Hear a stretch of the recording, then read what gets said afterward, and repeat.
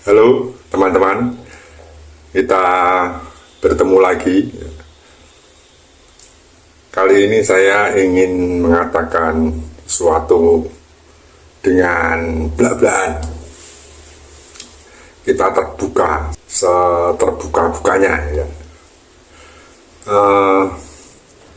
Ketika kita jujur itu kan kadang kita merasa sia-sia gitu. Seringkali ada kejadian seperti itu sehingga kita kadang merasa putus asa untuk menjadi sesuatu yang kita inginkan gitu tidak tercapai gitu. Oleh karena itu kali ini saya ingin untuk mengajak teman-teman kenapa tidak berpikir berlaku sebaliknya. Kita sudah terlanjur di dalam perilaku yang kita sendiri mungkin merasa tidak ada manfaatnya. Kali ini saya ingin membahas atau membedah tentang kemunafikan, di mana banyak cerita bahwa orang-orang yang munafik itu selalu menemui keberhasilan lebih dulu daripada orang yang jujur. Jika begitu, kenapa kita tidak mempelajarinya untuk menjadi seorang yang munafik secara profesional gitu. Jadi ini semacam panduan munafik secara elegan. Ada beberapa poin yang nanti saya akan bedah. Yang pertama yaitu misalnya kita mengajak disiplin tetapi kita sendiri semaunya gitu.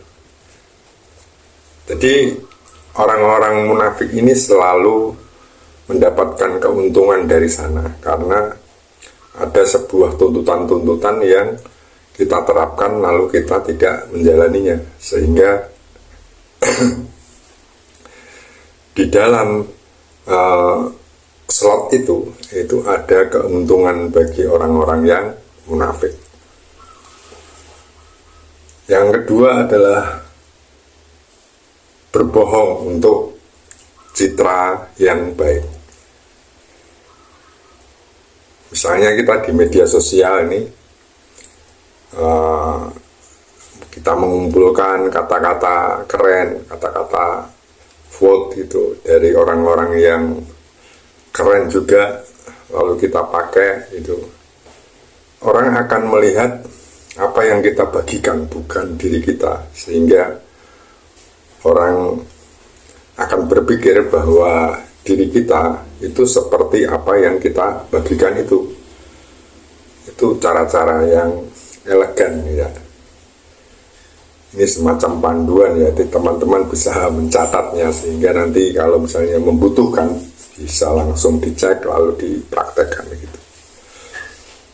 Yang ketiga itu mengkhianati kepercayaan. Misalnya kita terkesan mendukung tetapi sebenarnya kita menjatuhkan. Kita di depan itu mendukung, tetapi di belakang ada usaha-usaha justru menjatuhkannya. Gitu. Jadi apa yang kita dapatkan itu adalah poin positifnya, ya mendukung. Tapi di dalam layar itu kita akan melakukan sebuah pencekalan sehingga apa yang terjadi itu bisa dimengerti sebagai bukan perilaku kita, karena di depan selalu kita mendukung tapi di belakang kita akan menjatuhkannya gitu. Yang selanjutnya itu bermuka dua ya. Bermuka dua itu ya ketika bersama teman A kita ya mendukung A itu, lalu kita kepada teman B, kita mendukung teman B itu gitu. Sebenarnya tidak bermuka dua ya, tapi bermuka banyak ya. Karena setiap kali orang yang kita ajak bicara, kita selalu mendukung orang tersebut. Kita tidak mempunyai keputusan sendiri ya. Lebih amannya kita akan terus mendukung apa yang orang-orang bicarakan, siapapun itu, sehingga kita akan mempunyai citra positif ya. Lalu selanjutnya mengutuk kesalahan, tapi diam-diam kita melakukannya ya. Kalau misalnya ada peristiwa yang buruk atau kejadian yang salah begitu, kita cepat, reaksi kita cepat untuk mengutuknya atau istilahnya menyalahkannya, tetapi sebenarnya kita sendiri melakukan. Jadi ada pembelokan pengertian sehingga kalau terjadi sesuatu itu kita seperti aman ya. Ya, teman-teman nanti kalau misalnya belum jelas secara spesifik caranya gimana untuk per item itu, teman-teman bisa menanyakannya ya. Yang selanjutnya adalah memanfaatkan moral ya.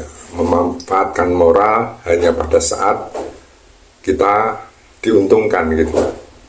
Misalnya contohnya kita menilai sesuatu, kita memakai norma atau etika karena kita dirugikan gitu. Kalau kita membahas sesuatu, kita memakai acuan norma atau etika karena kita sedang dirugikan.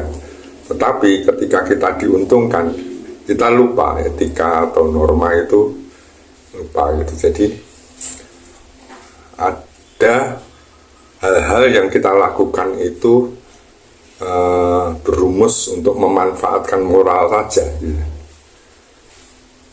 Yang selanjutnya adalah pura-pura peduli.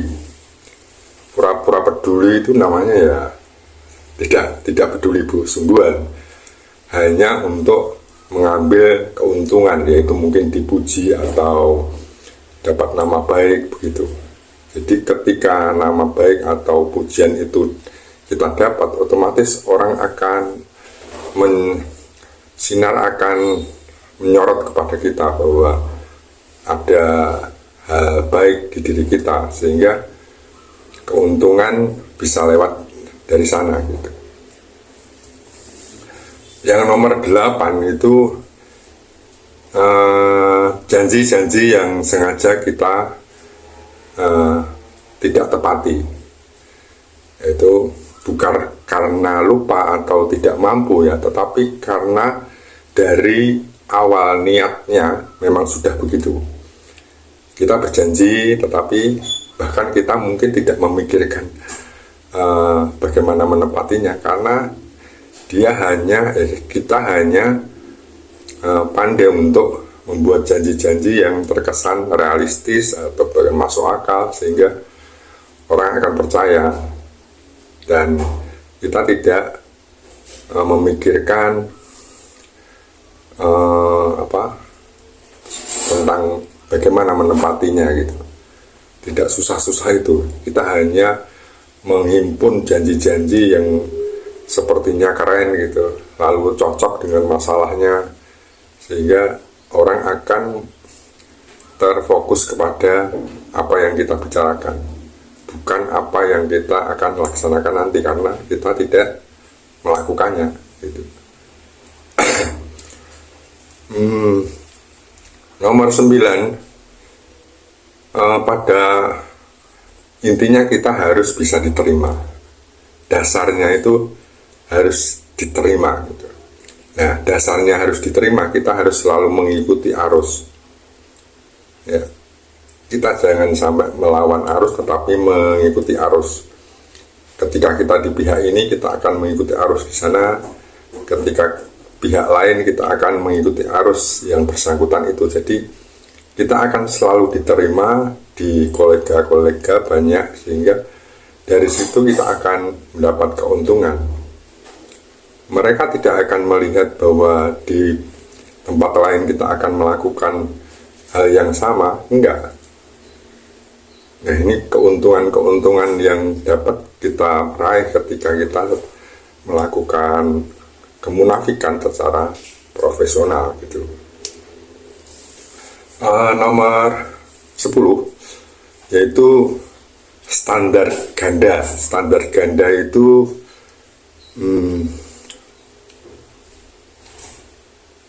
kita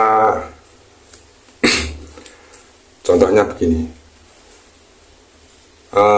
kita menuntut anak untuk sopan, menuntut bawahan untuk setia, ya loyal gitu. Tetapi kita sebagai orang yang di atasnya itu kita bisa berlaku apa saja dan tidak menuruti dengan apa yang kita perintahkan kepada orang lain atau kita terapkan kepada orang lain. Apa ketentuan-ketentuan itu hanya berlaku bagi orang lain, tidak bagi kita. Nah, itu juga akan menguntungkan kita karena mereka akan setia, loyal, sopan, dan sebagainya. Sementara kita bisa masuk ke bagian-bagian yang mereka tidak mempunyai kemampuan itu, gitu. Ya. Dan nomor 11 adalah citra. Citra itu seperti misalnya kita menolong atau kita membantu seseorang, itu harus kita unggah atau kita kabarkan, sehingga sekecil apapun yang kita lakukan, kebaikan apapun itu orang akan tahu. Dan jika hal itu dilakukan secara kontinu dan terus menerus, itu orang akan di bawah sadar mereka itu akan berpikir bahwa kita adalah orang yang memang mempunyai kapasitas tentang pertolongan itu, gitu. Nah, nomor 12 yaitu kontra kebaikan.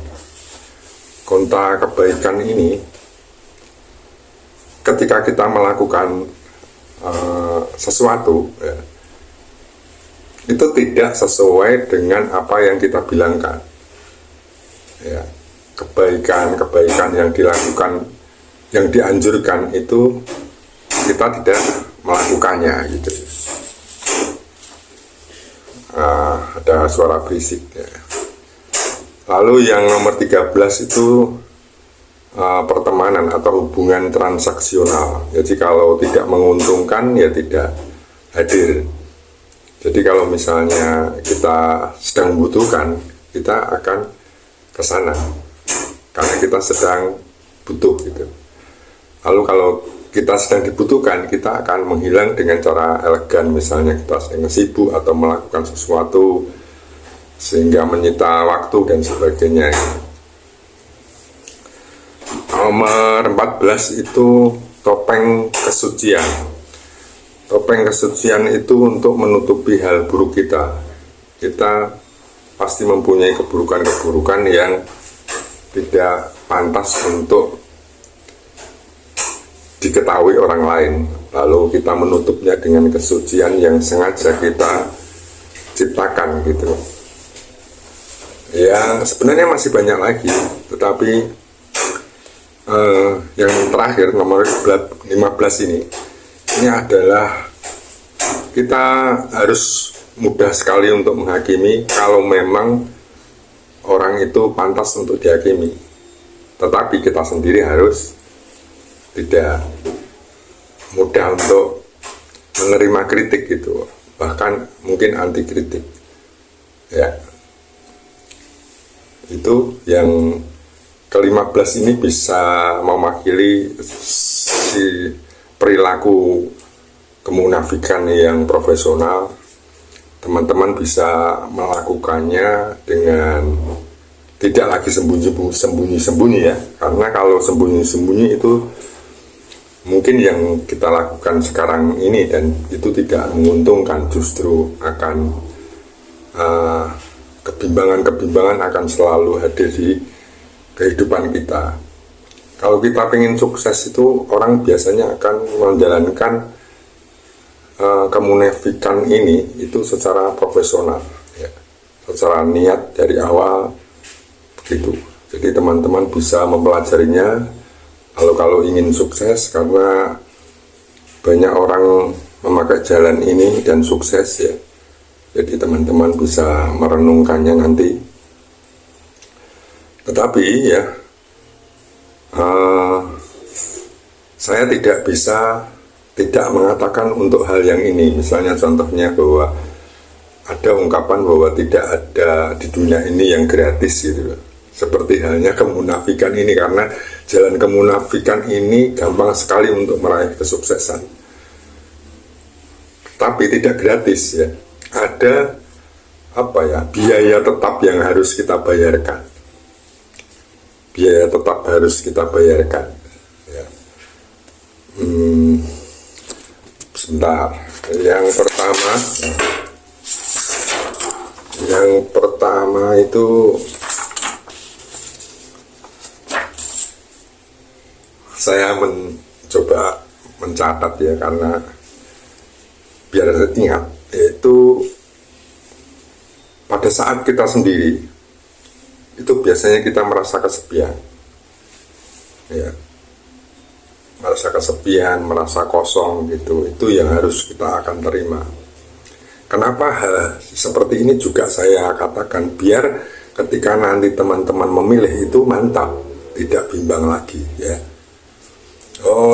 Yang selanjutnya, di waktu-waktu tertentu, di masa-masa tertentu itu teman-teman sulit untuk membedakan mana yang asli diri kita dan mana yang imitasi ya. Atau karena kita sering kali memakai topeng ya, topeng apa yang sesuai dengan kebutuhan, sehingga yang asli diri kita itu akan selalu mix campur itu, sehingga akibatnya nanti kita akan sulit untuk membedakan aku itu yang mana ya gitu. Nah itu yang ketiga adalah kelelahan yang abadi. Kelelahan yang abadi itu ada sesuatu yang berlawanan dengan diri kita, karena manusia itu diciptakan itu kan ada sisi nuraninya kan, ada nurani yang terus bekerja, meskipun itu tumpul tetapi itu tidak bisa hilang di dalam diri manusia. Mungkin dia akan tenggelam di dasar yang paling bawah sendiri, tetapi kadang-kadang dia akan muncul gitu, dan itu yang akan membuat kita lelah terus gitu ya. Yang terakhir ya, hanya 4 ya. Kalau dipikir sih, kalau keuntungan kemunafikan tadi kan ada 15 ya poin, bahkan banyak, tapi saya hanya menyimpulkan ada 15 tadi keuntungan yang bisa kita serap dari sana ke 15 jalan itu. Sementara biayanya yang harus kita bayar itu hanya 4, yaitu kematian integritas, yaitu sesuatu yang dalam kapasitas kita itu akan secara permanen mungkin akan mati itu, tidak akan bekerja selamanya, sehingga ketika kita benar-benar menjalankan kemunafikan secara profesional itu, kita tidak akan lagi mempunyai integritas ya. Ini keterangan saya ini terlalu cepat ya, sehingga teman-teman mungkin tidak bisa menyimak secara kusuk, tetapi teman-teman nanti bisa bertanya secara spesifik bagaimana untuk munafik di jalur yang ini gitu, bisa. Kalau misalnya teman-teman menjalankan panduan kemunafikan ini secara total, tidak dalam waktu yang lama, kesuksesan, keberhasilan akan kita raih. Maka teman-teman nanti bisa memikirkannya ya, memikirkannya. Saya sudah mendedahkan semuanya, panduannya, lalu juga biayanya, sehingga kalkulasi dari itu teman-teman bisa memikirkan apakah teman-teman akan mantap untuk menjalankan kemunafikan itu dengan totalitas gitu. Jadi jika pun tidak, itu juga mantap karena mungkin berpikir bagaimana gitu, sehingga keputusan itu tetap akan di tangan teman-teman sendiri, bukan saya ya, karena saya hanya memberi panduan saja, dan begini. Lalu ada pertanyaan, apakah orang yang kemungkinan melakukan sesuatu yang saya dedahkan tadi, yang ke-15 itu, apakah pasti masuk ke kategori munafik? Oh, belum tentu ya. Yang masuk dalam kategori munafik itu adalah sudah dari awal niatnya memang begitu. Manusia itu kan tidak sempurna ya, baik yang sempurna jelek atau sempurna buruk, nggak ada. Makanya ketika misalnya ada orang yang ingin memperbaiki diri, sementara dia malah memperbaiki diri, terus sementara dia melakukan ke-15 hal itu diantaranya misalnya. Nah, proses perbaikan diri ini tidak termasuk kategori, karena dari niat mereka ingin lepas. Tapi kalau yang kemunafikan secara profesional ini harus benar-benar dari awal niatnya sudah oke. Misalnya ketika bertemu dengan orang atau teman gitu, dia langsung dari pasang badan dia akan munafik, dia akan mengambil keuntungan dari teman itu gitu. Kalau misalnya dia tidak menguntungkan, kita depak dengan cara yang dipilih dari ke-15 itu ya, jadi langsung. Tapi kalau itu ketidaksengajaan atau mungkin kecerobohan atau kelalaian, itu mungkin tidak ya. Jadi dari niat awal itu sudah pengen melakukan hal yang termasuk kategori munafik, itu baru nanti dikategorikan munafik yang profesional itu ya teman-teman. Jadi oke, pembahasan kali ini cukup ya, agak serius sehingga teman-teman bisa mempelajarinya lalu merenungkannya.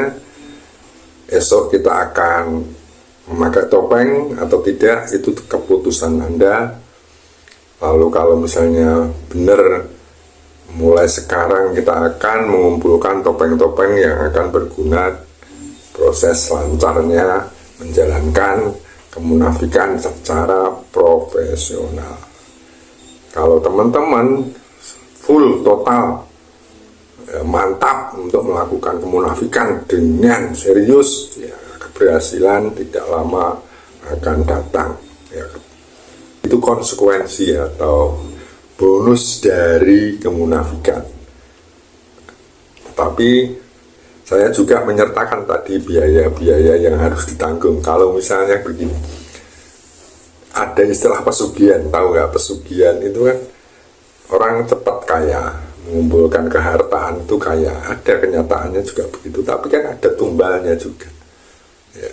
Dia akan sukses terus asal dia selalu rutin untuk menyediakan tumbalnya. Demikian ini, ketika teman-teman positif ya, mantap, profesional menjalankan kemunafikan ya, biaya ini yang harus kita tanggung.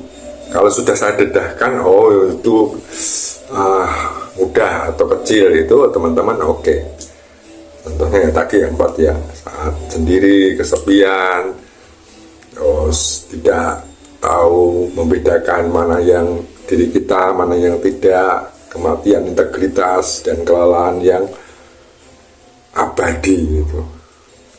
Nah itu mungkin cocok bagi orang-orang yang lelah untuk menghadapi dunia ini atau sudah hampir putus asa. Ini mungkin cocok ya, mungkin mengambil hal ini ya. Untunglah saya memberi panduan yang lengkap ini. Terima kasih. Kita akan bertemu lagi ya. Kita akan bertemu lagi di bahasan yang lain. Tetap semangat.